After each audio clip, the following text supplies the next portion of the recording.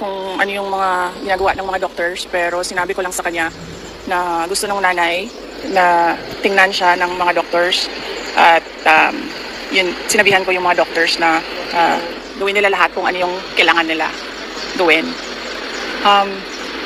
So, hindi ko naiintindihan ba, kanina ko lang naisip nung nagkakagulo na sa ambulance na paulit-ulit kami humihingi ng tulong doon sa loob ng detention center. Tapos walang tumutulong sa amin.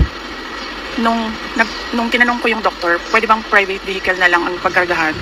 Sabi niya, kung wala naman talagang ambulance, sabi niya, okay na yan. Ako na ang mag-assist sa patient. Tapos nung nandiyan na yung private vehicle, biglang may dumating na ambulance ng police. So ibig sabihin, nandun lang sila sa vicinity, sa loob ng HOR. Wala silang ginawa. Sinabi na namin, doktor ninyo, doktor namin, kahit sinong doktor. Ambulance ninyo, ambulance namin, kahit anong ambulance yan. Tapos bigla, nung ilalagay na sa private vehicle, biglang may aparisyon darating na ambulance ng police.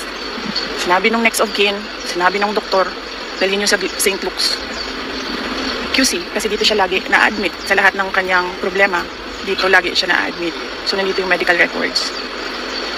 Bigla na lang, nagulat kami lahat, nandun na kami sa veterans. Bakit? Di ba parehong hospital lang naman yun? Veterans or St. Luke's? Hospital.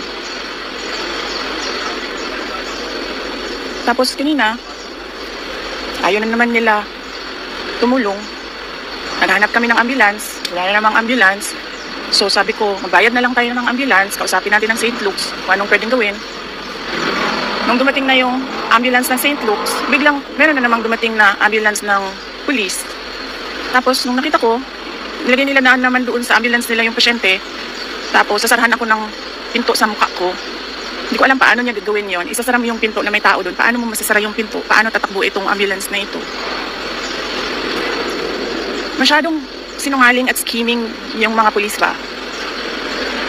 Na ganyan yung ginagawa nila sa pasyente. Sila yung nagsasabi kung anong gagawin yun sa pasyente. Sasabi ko, doktor, ang mag-decide kung anong gagawin sa pasyente. Kasi hindi naman makakatakbo yung pasyente eh. She's hysterical. She's in pain. She is nauseous. So, saan pupunta yon? Lilipad ba ng Singapore yon? Hindi naman. Itong nag-uutos sa mga pulis, parang kriminal yung kanilang binabantayan. Tingnan nyo. Para itong kikibuloy eh. They were wasting 300 personnel para hanapin ang isang tao. They're wasting so much manpower dito para bantayan ang isang tao na nakontempt lang. Tapos, ano yun? Kanang atikon pa ba ang mga tao ba? Nagmamadali na lahat kasi ang iniisip natin yung well-being ng pasyente. Nagmamadali na lahat. Tapos, meron pa ang mga pulis na panlilin lang ba? Sinabi na, sasakay sa ambulance ng St. Luke's. Sinabi na, pupunta sa St. Luke's. It's truly exasperating. Kahit pulis, hindi mo na maasahan na tumulong. Tapos, gugulangin ka pa. Tama ba yung term na ginamit ko, gulang? Lalansingin ka pa. Lalansingin ka pa. Diba? Saan papunta ang tao? Saan? Kung mismong congressman mo, papatayin ka, yung pulis, lalansingin ka, tingnan nyo yung palibot.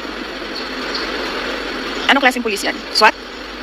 Tingnan nyo yung dami ng SWAT dyan.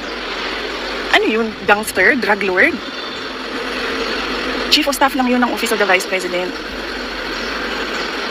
Na, for the record, hindi nag-abscond, hindi fugitive, nag-attend ng hearing, nagpa-detain to cooperate. So, wala naman tayong, it's not our call kung gaano kadaming police dyan. Diba? Pero, yung lalansingin ka ng police, hiltuhin ka ng police, ano sabi ng doktor kanina? They are so dishonest. Yun yung term na ginamit ng doktor kanina. Yung mga police, they are so dishonest. She was so frustrated because she had her patient in mind. And yet, somehow, kung sino man yung nag-uutos nitong lahat, they don't care if you die. You're just one of those na, awan ko na, hindi ko na alam.